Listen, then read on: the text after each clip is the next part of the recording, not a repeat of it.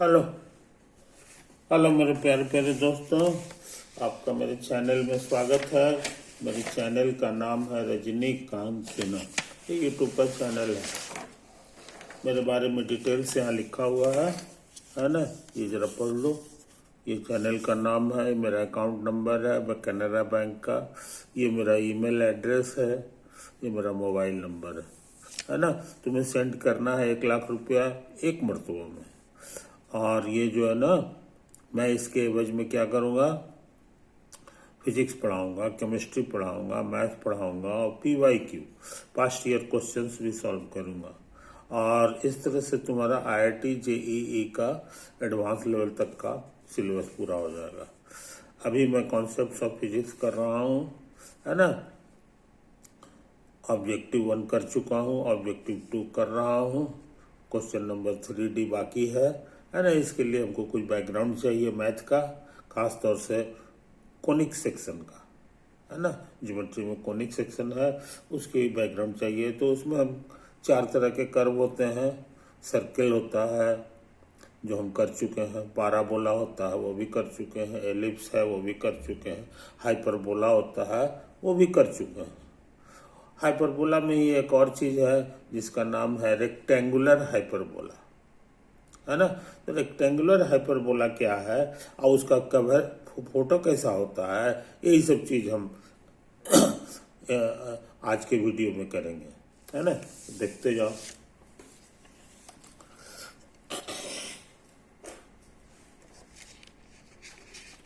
हाँ, तुमको याद होगा सर्किल का इक्वेशन ऐसा होता था, पाराबोला का ये एलिप्स का है, हाइपरबोला का ये होता था, है ना। अब हम क्या करने जा रहे हैं तो समझ लो। अब क्या करने जा रहे हैं तो समझ लो।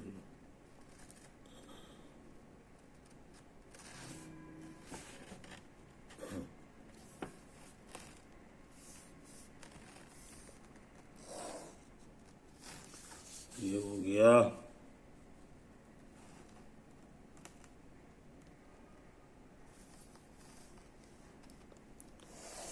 ये हो गया, है ना। ये मेरे लिए एक्स एक्सिस है, ये वाई एक्सिस है, ये ओरिजिन है ना। यही तो है। और मान लो इतना बड़ा तुम्हारे लिए ये, तो ये दूरी ए हो गया और ये ऊंचाई इधर भी ए हो गया, है कि नहीं। नीचे आएंगे तो माइनस ए हो जाएगा, लेफ्ट आएंगे तो ये माइनस ए कहलाएगा। तो इसको ऐसे ऐसे ऐसे ऐसे करो, इसको ऐसे ऐसे ऐसे ऐसे ऐसे करो। तो ये जो पॉइंट हो गया, ये जो पॉइंट हो गया ये मेरे काम का है। इसका कोऑर्डिनेट हो गया ए। उसी तरह काम इसमें करो।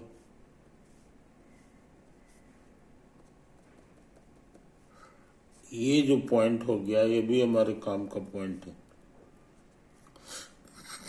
अगर इसका कोऑर्डिनेट हो गया माइनस से माइनस, है बस समझना, कोई दिक्कत नहीं। अच्छा, अब हम क्या करने जा रहे हैं। अब हम एक ऐसा पॉइंट ले रहे हैं, एक ऐसा पॉइंट हम ले रहे हैं, ये P है जिसका कोऑर्डिनेट है xi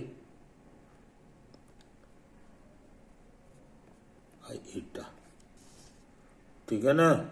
ये xi ईटा हमारा ये पॉइंट हो गया। और ये पॉइंट है कहाँ, ये पॉइंट है हमारा on the rectangular hyperbola, on the rectangular hyperbola पर इस पॉइंट को P कर दो। तो इसका क्या मतलब होता है सो समझ लो। इसका मतलब होता है कि यहाँ से इस पॉइंट का नाम दे दो S1 और इस पॉइंट का नाम दे दो S। तो दोनों जगह से इसकी दूरी निकालो।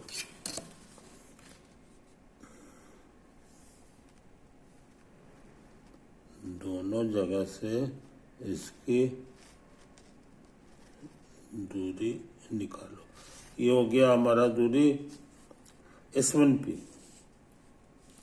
और S से दूरी निकालेंगे तो ये इतना हो जाएगा, है ना। और ये दोनों दूरी का डिफरेंस का मतलब हो गया S1P माइनस SP। हाइपरबोला होने के कारण ये कांस्टेंट होना चाहिए। आई किस कांस्टेंट के बराबर है, तो वो इसी के दुगना के बराबर है।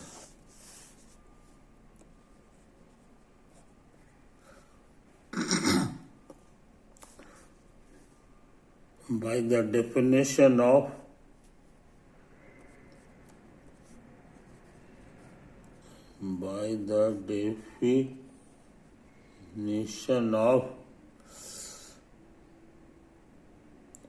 rectangular hyperbola,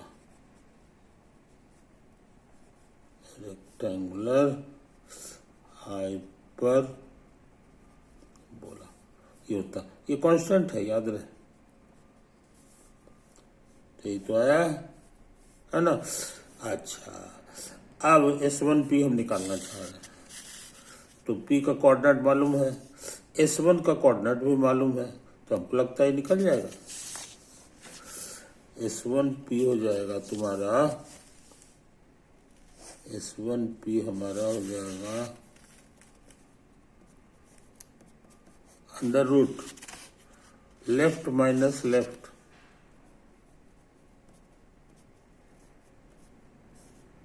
का whole square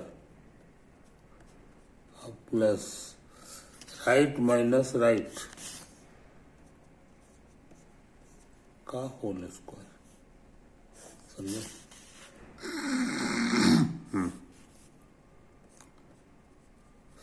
minus minus plus, ये प्लस का होल स्क्वायर है कि नहीं। तो इसका वैल्यू लिख लो, under root xi plus a का whole square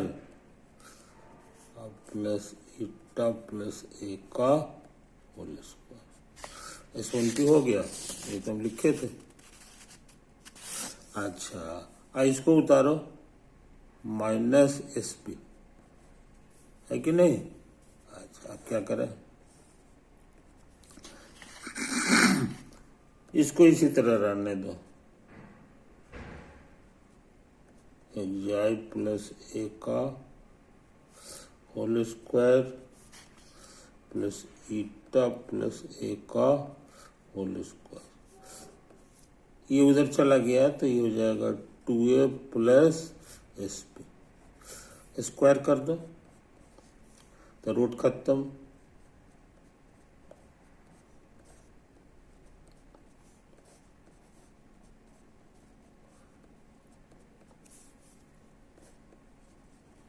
to A plus SP का होल स्क्वायर, है कि नहीं।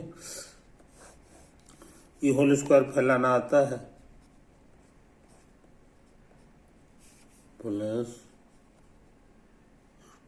2 इंटू 2a इंटू SP अब प्लस SP का होल स्क्वायर। ये हो गया 4a स्क्वायर, 4a गुना SP। अच्छा, यहां से हमको लगता है SP मिल जाएगा। SP बराबर आने वाला है अंडर रूट पहला माइनस पहला का होल स्क्वायर और दूसरा माइनस दूसरा का होल स्क्वायर। आई बस समझना, स्क्वायर करेंगे तो रूट खत्म हो जाएगा, ईटा माइनस a का होल स्क्वायर। तो वही डाटा यहाँ भर दें, तो ये हो गया xi माइनस a का होल स्क्वायर अब प्लस ईटा माइनस ए का होल स्क्वायर। समझे जनाब?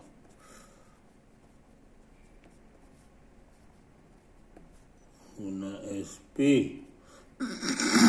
इसको सोचते हैं फैला दें। इतना -2 एक जाए ए अब प्लस एस। इसको भी सोचते हैं फैला दें।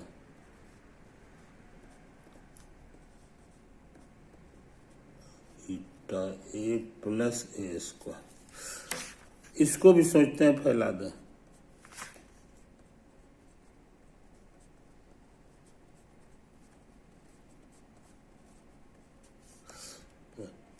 ईटा स्क्वायर ईटा ए प्लस ए स्क्वायर, ये सब आपस में बराबर है। अब इसको और इसको गौर से देखो। एक जाए स्क्वायर यहाँ भी है यहाँ भी है, तो हमको लगता है इधर आके कैंसिल हो जाएगा। ईटा स्क्वायर यहाँ भी है यहाँ भी है,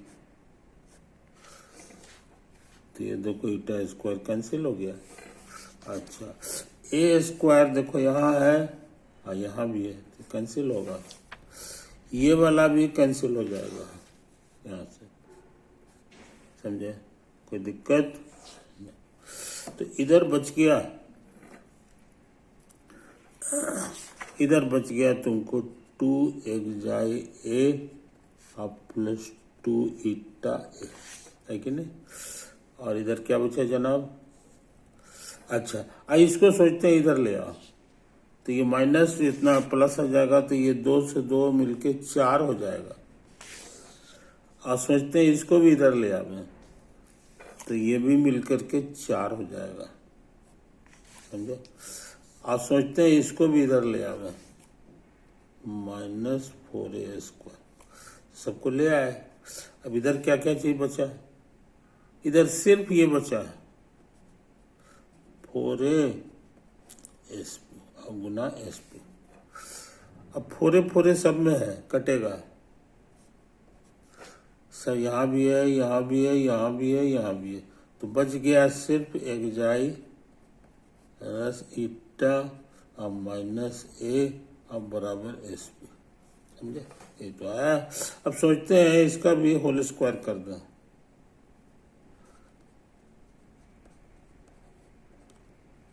-a का होल स्क्वायर, तो इधर भी एस पी स्क्वायर हो जाएगा, है ना? ये तो है। एस पी स्क्वायर का वैल्यू सोचते हैं यहां से भर लें।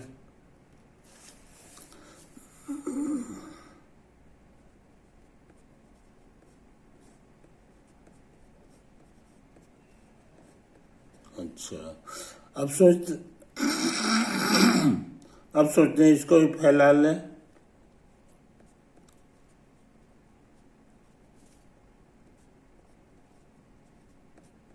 इसको भी फैला दें।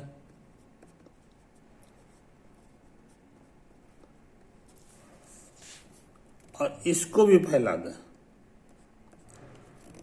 तो याद होगा 3 चीज का है, तो सबके स्क्वायर का जोड़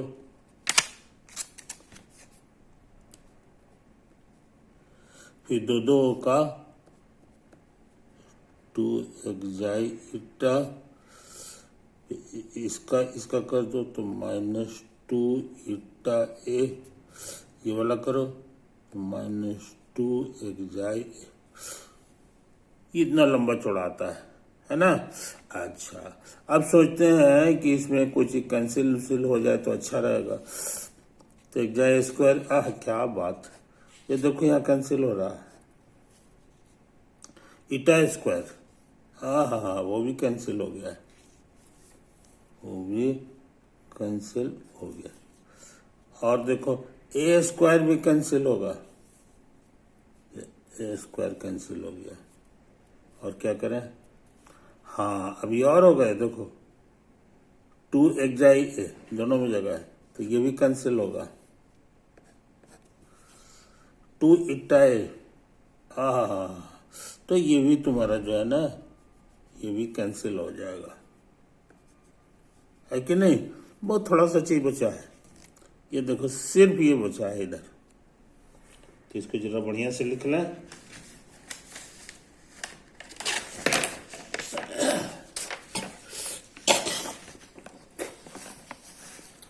इसको बढ़िया से लिखिए। तो इधर बच गया है 2 टाइम्स एक्साई ईटा। और इधर जरा सा देखो, इधर तो कुछ नहीं बचा जी, सब कट गया है, कट गया। सिर्फ ए स्क्वायर बचा सब कट गया, सिर्फ जो है ए स्क्वायर बचा। 2 से भाग दे दो, तो एक्साई ईटा अब बराबर ए स्क्वायर बाई 2। आई बात समझ में? So required equation of rectangular hyperbola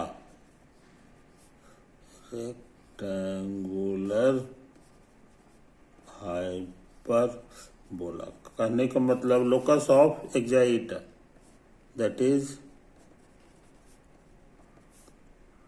the locus of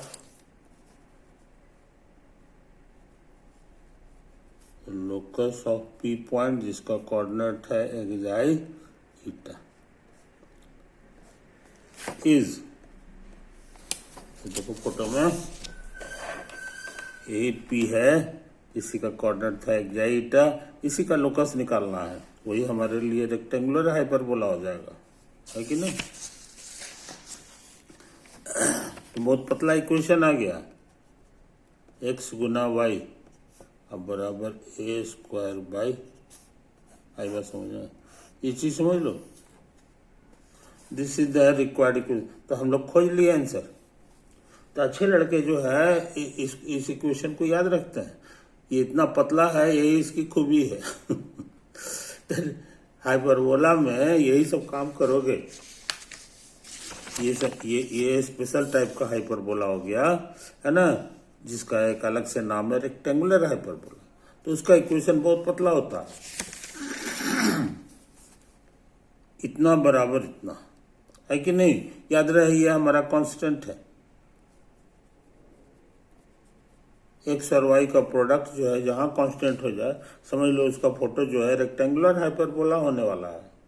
ये न सर्किल है, न स्ट्रेट लाइन है, न एलिप्स है, हाइपरबोला है, पैराबोला है, ये सब कुछ नहीं, नहीं एलिप्स है और पैराबोला नहीं। तो कहने के माने बड़ा स्पेशल टाइप का कर्व है, अब फिजिक्स में ही भरा हुआ है। फिजिक्स में जो है ये वाला इक्वेशन, दो चीज का प्रोडक्ट जो है तुम्हारा कांस्टेंट हो जाए, ऐसा भरा हुआ, समझे कि नहीं? ये फॉर्मूला पढ़े होगे, पी भी बराबर एनआर-टी। मान लो टी जो है कांस्टेंट है, टी कांस्टेंट टेम्परेचर है, टेम्परेचर कांस्टेंट है, तो कहने के माने P इंटू भी, P फॉर प्रेशर और V फॉर वॉल्यूम। P होता था प्रेशर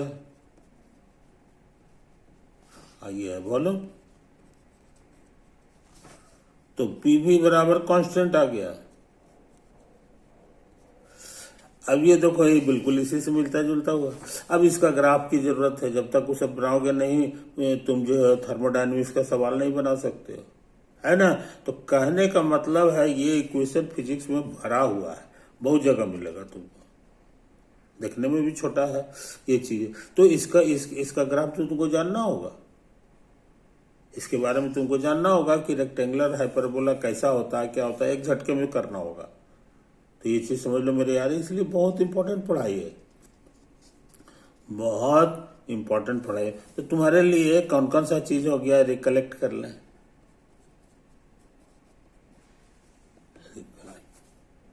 समझे कि नहीं? सबसे पहले ये ऐसा फोटो को स्ट्रेट लाइन कहते हैं,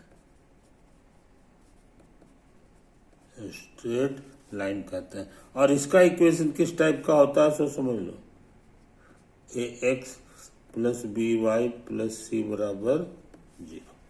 यहाँ ये भी कांस्टेंट है, ये भी कांस्टेंट है, ये भी कांस्टेंट है, तीन कांस्टेंट यहाँ है, सब के सब कांस्टेंट। एक्स वाई सिर्फ ये है। अक्सर लोग इस पावर को गौर से देखते हैं, ये एक पावर का है। कहा जाता है बोलचाल में, equation of first degree in X Y में 1 डिग्री का इक्वेशन है कि नहीं। आज का फोटो कैसा होता है, ये स्ट्रेट लाइन होता है। तो अच्छे लड़के इसको भूलते नहीं है, अच्छे लड़के इसको भूलते नहीं है। अब देखो ये वाला इक्वेशन, ये भी तुमको मिलेगा, है कि नहीं। यहां m कांस्टेंट है, m इज ए कांस्टेंट, और c भी कांस्टेंट है ना। और ये भी 1 डिग्री का है, यानी लीनियर इक्वेशन है, इसलिए इसका भी फोटो स्ट्रेट लाइन होगा, याद रखो, स्ट्रेट लाइन होगा। इसके एक आध पॉइंट आसानी से निकाल सकते हैं, जैसे x को जगह 0 कर दो तो खत्म हो जाएगा, है कि नहीं। और ये y की जगह c बचेगा, यानी 1 पॉइंट हमको इसका मिल गया, 1 पॉइंट इसका हमको मिल गया, है कि नहीं। ये चीज समझ लो। अच्छा, अब हम सोच रहे हैं ना कि x की जगह 1 भर दें, x की जगह 1 भर दें, तो y हमारा हो जाएगा m प्लस c। कुछ समझे, कोई दिक्कत नहीं। तो दो पॉइंट हम तुमको खोज दिए हैं इस लाइन का। इसका फोटो हम बनाना चाह रहे हैं, तो ये x एक्सिस हो गया। मान लो c तुम्हारा इतना लंबा, m का साइज जो है कांस्टेंट है, तो m का साइज तुम्हारा जो है इतना लंबा, इतना ऊंचा है। तो ये पॉइंट कहाँ होगा, ये बताना आसान है, 0 c। पहला अगर 0 माने ये जो है ना, ये y एक्सिस पर होगा, तो ये यहाँ हो गया y बराबर 0। इसी के सामने हाइट है c का माने इतना बड़ा, c का मतलब, तो यही वो पॉइंट है जिसका कोऑर्डिनेट हो गया है 0 c। और ये लंबाई कितना है हम लोग जान गए, ये c है। इसको खोजो 1, तो मान लो 1 तुम्हारा जो है इतना बड़ा है, तो इतना बड़ा 1 हो गया, है कि नहीं। तो ये हमारा 1 का पोजीशन हो गया। उसके बाद लेना है m प्लस c, यानी इसको और इसको दोनों को जोड़ देना है, ये दोनों को जोड़ देना है। तो c हमारा इतना ऊंचा है और m हमारा इतना ऊंचा है, समझे। यही हो गया, ये हमारे लिए m हो गया ऊंचाई, और ये ऊंचाई हमारे लिए वही है जो इसका है।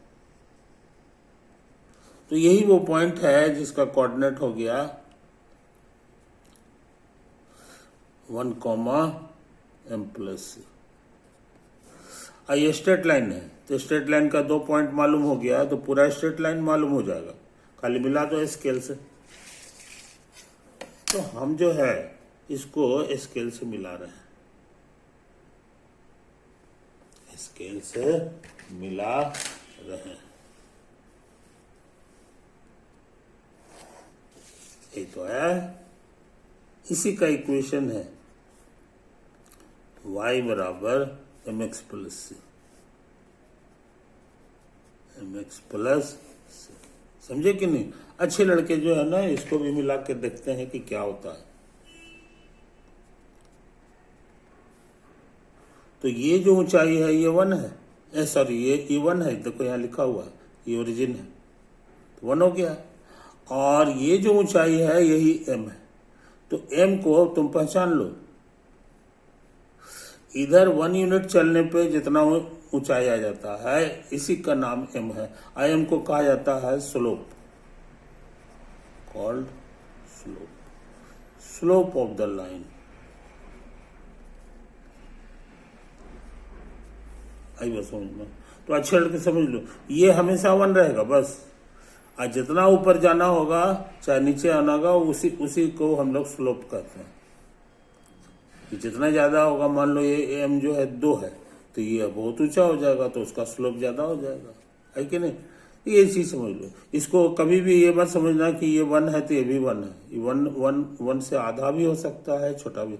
जैसे आधा रहता तो तुम्हारा स्ट्रेट लाइन ये हो जाता। हाँ, आप पूछोगे कि इसका भी कुछ नाम है, तो उसका जवाब है हाँ। ये जो C है तुम्हारा, इसी को कहा जाता है, is called the y intercept. The y intercept of the line. कुछ समझे जनाब? तो तुम बहुत इंपॉर्टेंट चीज सीख चुके हो, बहुत इंपॉर्टेंट चीज सीख चुके हो। y में कितना दूर काटा है, तो उसका जवाब यही है, इसी। तो इस इक्वेशन में सब चीज का मतलब समझ गए। ये तुम्हारा स्लोप है और ये तुम्हारा y इंटरसेप्ट, समझे? बस ये 2 चीज मालूम रहेगा तो स्ट्रेट लाइन का इक्वेशन तुम लिख दे सकते हो। जैसे नमूना के तौर पर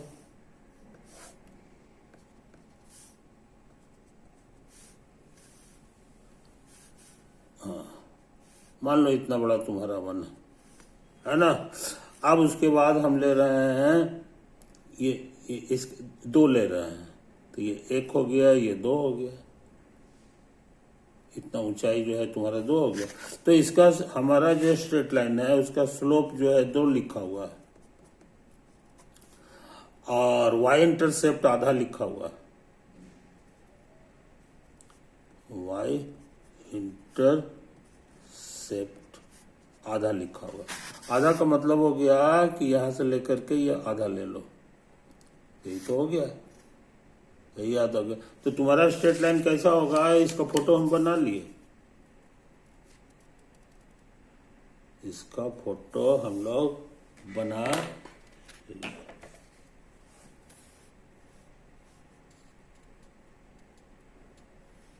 हाँ, ये तो है। y बराबर mx, m की जगह 2 हो गया, और इंटरसेप्ट c होता है तो c की जगह आधा हो गया। कुछ समझे कहानी? तो इस तरह से इसका फोटो कैसा होगा हम लोग जान गए। और याद रहे ये दूरी 1 था, है ना। इस पे आने के लिए फिर जो है हमको ये चलना पड़ा, तो ये हो गया 2।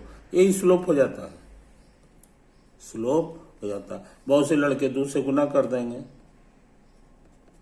तो 4x + 1 हो गया। इसको इधर ले आओ तो देखने में हो गया 4x - 2y + 1 बराबर 0।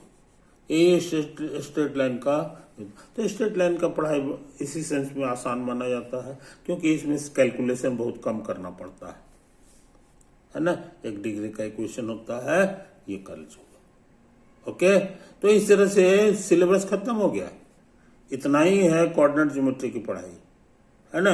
इसी को जो है लड़के परेशान रहते हैं, तो ये चीज समझ लो। इसलिए मेरे वीडियो को बढ़िया से देखा करो। अब हम 2, 4, 5 तो सवाल बनाएंगे बढ़िया बढ़िया, है ना, जिसमें तुमको ये सारे जो है कोनिक के बारे में, स्ट्रेट लाइन के बारे में उसकी जगह रहेगा, और वो हम लोग करेंगे, है कि नहीं। ओके मेरे दोस्तों, बाय।